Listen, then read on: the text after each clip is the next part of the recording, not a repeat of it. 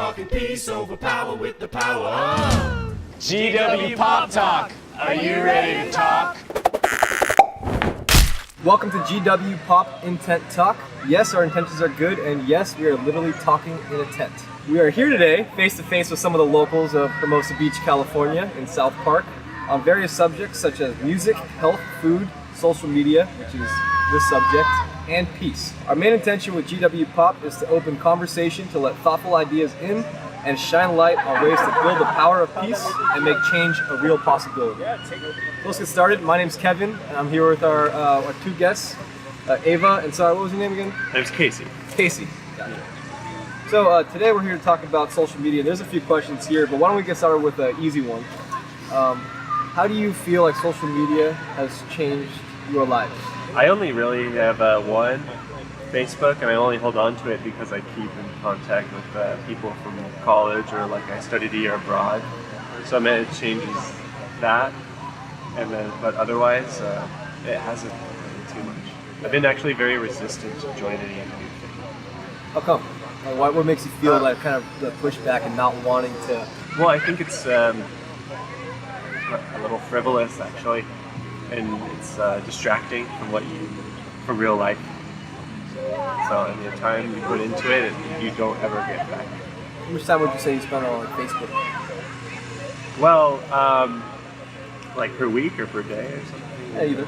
Like per week, maybe like 15 minutes, you know?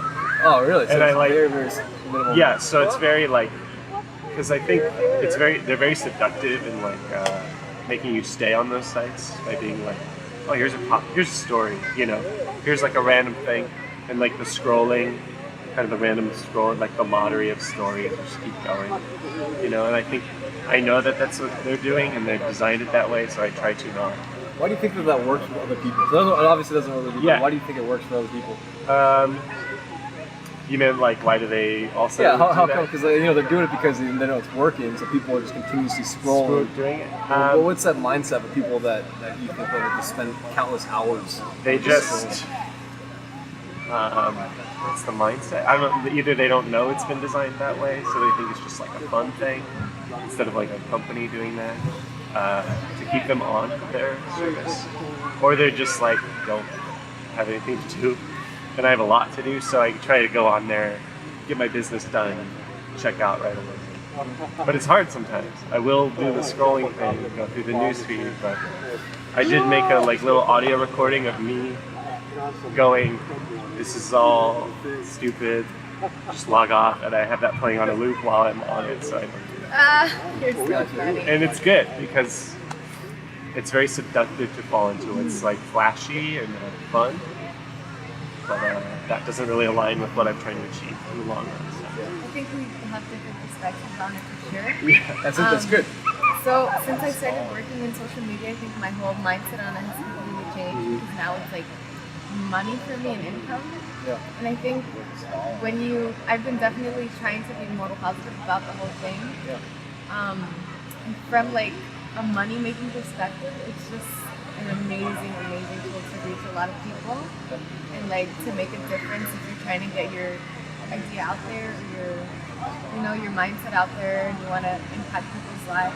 I think it's a good reason for that. And like on a personal level, I definitely used to be kind of comparing myself to what other people are doing, and like having more of a like this, I'm wasting my time on it. But like now I'm kind of thinking of it as like, okay, I can develop my career, whatever I'm doing, with the use of social media. But the funny part is like people who you're kind of like influencing and reaching out to, they're on that side where they're wasting time on it. So it's like you're either on either side of it. Yeah. So actually, for you then, as someone that's using it as a business tool, and Casey, who people like him who also feel that they don't want to fall into the trap and keep scrolling. Yeah. So you, as someone that's trying to show your content, how do you reach out to those people that are just mindlessly scrolling, that are trying to avoid spending too much time on social media? How do you grasp their attention and demand that they focus on what message you're trying to put out? If you want to make a difference, you have to be really genuine about your intentions. It's all like like human psychology and just how we interact with people. It's just like that, but on like a technological level. You know what I mean? Like it's kind of all like the same like, how do I say this? Like manners that you need that you should also apply to the social media. You know what I mean? Like the same way that, like with salesmen, for example, in person, you have to like build rapport with them, and like you have to kind of be interested in them, not just making a sale. That's like you apply the same mindset online. You know what I mean? Yeah, I think it's so easy for people to feel, I guess, open to talk on social media. Like there's a lot of people like trolls, for instance, that are just kind of just saying things here and there and just kind of going at it. I think Microsoft made an AI, and they made it had its own Twitter account, and it was just artificial intelligence that just started Twitter and just completely blank slate. And within about a day, it was like pro like Hitler and like If you're a business, how do you stand out in someone's feed or something between all the like dog pictures and the cat pictures and the like whatever else? How do you like? Well, before I get into that, I like how you said that. Like, I think it's really about being selective about who you're following and what you're seeing. It's like, it's kind of like if you're trying to be more positive, you have to like be doing it more. So like, I know online it's easy to get caught up in like, there's a lot of like jokes online about like negative things and like just kind of like self-pity type stuff. You know what I mean? Like, it's really important to like really think about what you're consuming, because that's going to change the way you think. Question. So, I think since you guys are like two different like points of view on this social media thing, because for you it's kind of more of like, oh, it's a personal thing, like connecting to people on a personal level, like isn't whatever. But you're coming more from like it's like you said, it's the way you make money, and like it's more of a corporate thing. So I worked in YouTube and like Instagram, like creating content for like 7 years, and kind of seeing this whole like authenticity game and stuff. I guess it definitely depends on like why you're using it. Totally. Like it's totally the utilization, because I guess it's hard to like in general say like social media is just social media. Like it's always part of, I think, like a bigger platform, right? Like it's like, okay, so I have a YouTube channel, I'm trying to promote that through social media, or maybe because I have a product line that I'm trying to promote and proliferate that through content, like commercials, or that feel authentic with branded content. Like that, like the authenticity comes from why you're using it instead of just like. I think it really starts with like once you know a purpose too, like you know what to be putting out there. Right. Like you go in with that mindset of like I have a purpose and this is what I want to make a difference, whatever. But like using it like just to socialize, it's like a waste of time. Like I've been in that mindset where I'm just like, this is stupid. Like why do I care what other people are doing? And, like, but it's like if you go like if you're consuming a lot of things that businesses are putting out, but with like just using it personally, like that's how it can get like negative. I mean, we have the most like quick millionaires that we've ever had because of the internet. You know what I mean? Like it's just, if you look at it like that, it's like it's allowing people to move up in the social class like a lot quicker, faster than we've ever had before. TV's good for like educational programs, but it's bad for like reality shows or like anything. You know what I mean? Like that's made pretty. Same thing with any media or anything. So it's like it's good for like like what happened in like the Arab Spring and stuff, like revolutions to take place, or like grassroots things to like happen, or like marketing a small business or something. But you have that side. I mean, that's positive, right? The whole, I think, from my kind of like Luddite old school view, is that it's negative in that it's robbing away like time from people. Communication, the real contact, real contact with like people. Going outside. That's the problem. That whole thing, and it's like this speaker, Earl Nightingale. He says he's talking about Nightingale. Yeah, he's the man.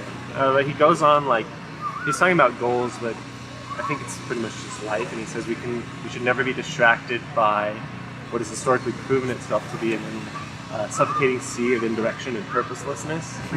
And I always sort of feel like the 1,000 tweets loading in that second, and like the 20 stories going is like kind of a lot of indirection, and the exception of some businesses, a lot of purposelessness. What I've noticed is if you try to communicate with many of the people that we're talking about right now, they almost feel like it almost feels like you're accosting them or you're raping them, and you're like you're in my personal space kind of thing. They're not used And to. I think unfortunately all the digital media and the tweeting and you know Instagram and like Facebook, actually those people are our friends. Is that really what friends are? I didn't think that's not what I learned about was a friend. Sure.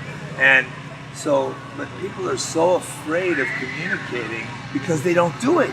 They don't do it. They don't have to. As soon as they're 7 now, I watch in Manhattan Beach and Hermosa Beach, and some of the kids here are so lucky because their parents get them outside. They get them working with other people, playing volleyball, surfing. These kids don't realize how lucky they are growing up here.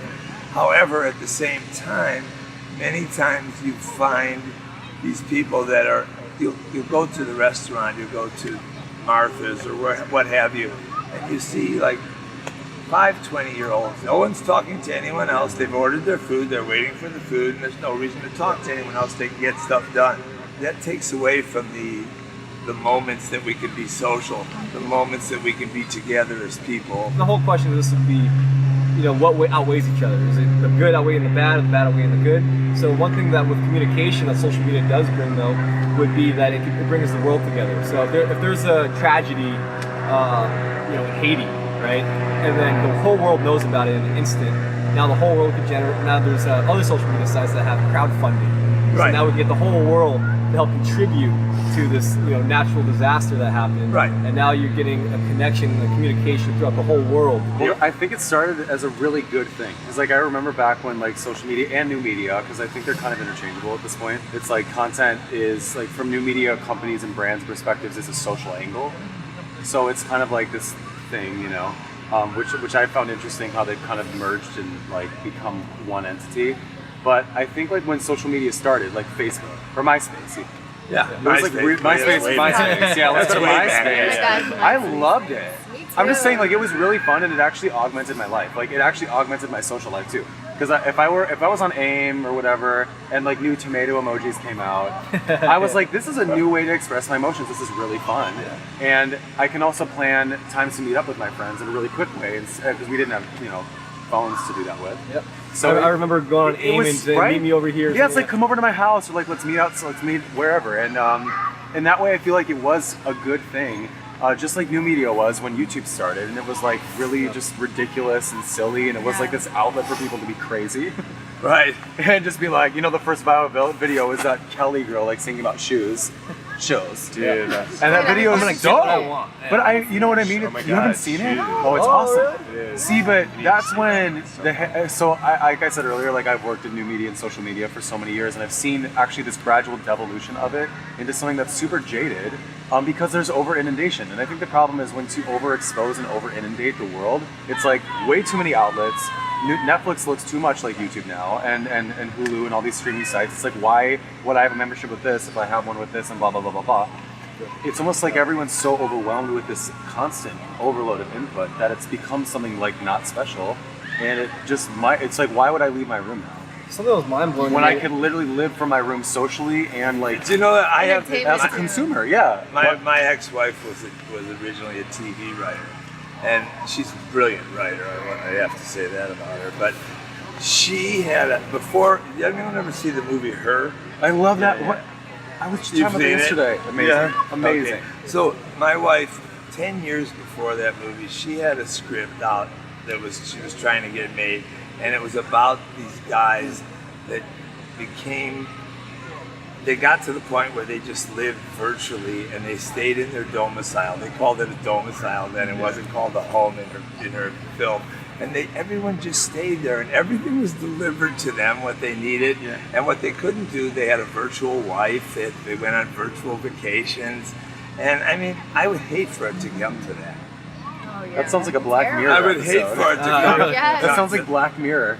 You know, there is an That's a episode about great that. series. What is Black Mirror? Black Mirror is I a love real it. brilliant British show. I think like one of the best, honestly. That is about all the downfalls of social media and Technology. and technology, and how it can just make like what you just said. The domicile would be like an episode. People know, like literally walk around and they have a conversation. They rate their conversation. And it goes. And your rating changes, and then that doesn't. It allows like you to a buy Yelp. certain homes in certain areas, and so you're constantly like on guard. Like, is my rating good? And it's so It's really good. Oh, that's sick. You guys know why That's they call it kind of Black how it Mirror? is. What? Why? It's a reflection. Because when your phone's off, it's a black mirror. Oh! So you know how there was just a Texas shooting? Do Yeah. you think social media and the media is propelling more mass shootings? I do. I do, I and that's what I was going to absolutely say do. about your news. They thing. keep it Yes. going. They keep it going. Right, It it's keeps it inspiring going. other It's people got to do it. momentum. There's been now. 20 It's when you get terrible. notifications Here in the United States. 22. When you keep getting notifications like on your phone about it, it creates such an informality of true tragedy. So We it's all like- know. We all know that from the one yesterday, there are some kids that are whacked out for whatever reason. There's always that one that in are school, sitting dude. around going, "Oh, this is how they did it. We can do it better," because they copied the same thing. They Right. put the alarm on. They did the alarm and got everyone to come to an area and fired on everyone. That's the same thing they did at I forget which one, another one. There's so many factors involved. It becomes an ego race. It becomes about staying up with the momentum of the times. Things are changing all the time, and it's like if you want to stay relevant, you need to kind of work with what's trendy while still being innovative, and that is stressful. Yeah, That doesn't stop. right. I've seen. I work with It does create a lot of stress. some of my very close friends I work with as a video content creator. They have like 10 million subscribers on YouTube, and they're the most unhappy people I know. 'Cause- Really? Of course, because they don't project that image in their content. Yeah. But of course, they're like, how many times can you put up, like if it's every week for the rest of your life? You're That's literally making- momentum. That is a trap, and you never get out of it. And at some point, does it really matter if you just got 1 million views on that video? You're making another one now, and another one, and another one, You're just and treading it water. doesn't end. So they're unhappy. I mean, from what I would see, it is like they're doing something that they like, and it's like alternative way of making a living and a good living. So they don't like the people you know are unhappy. But I with think it. that was the original feeling.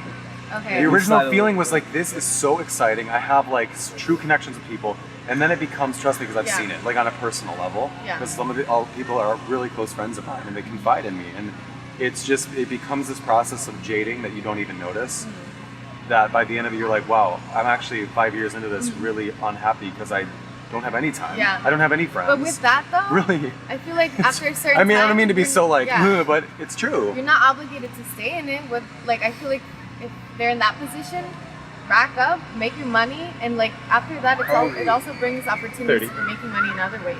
It's true. By just your brand name, you know, you can just have people using your name after you've already done. The Yeah, whole of machine is already set up. The rules of the machine is already set up. Yeah. You need money to survive. Yeah.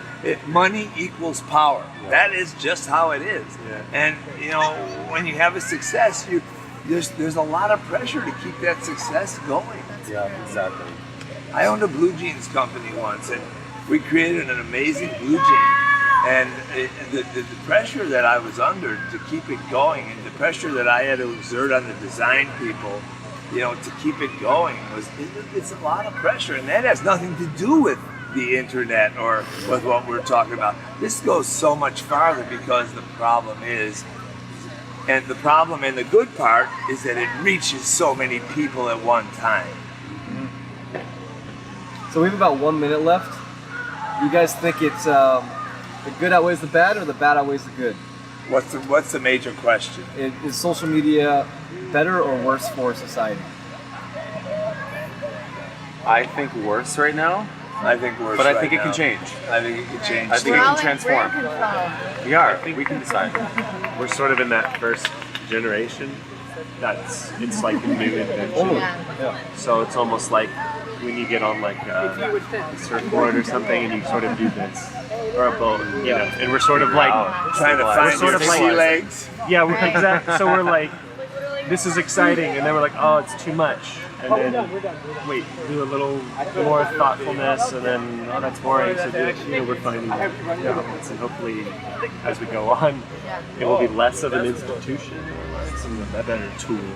Yeah, that makes a lot of sense. Yeah. So. All right, well, thank you guys for your time. I think that was a good talk. We'll go on to the next one. You. Thank you.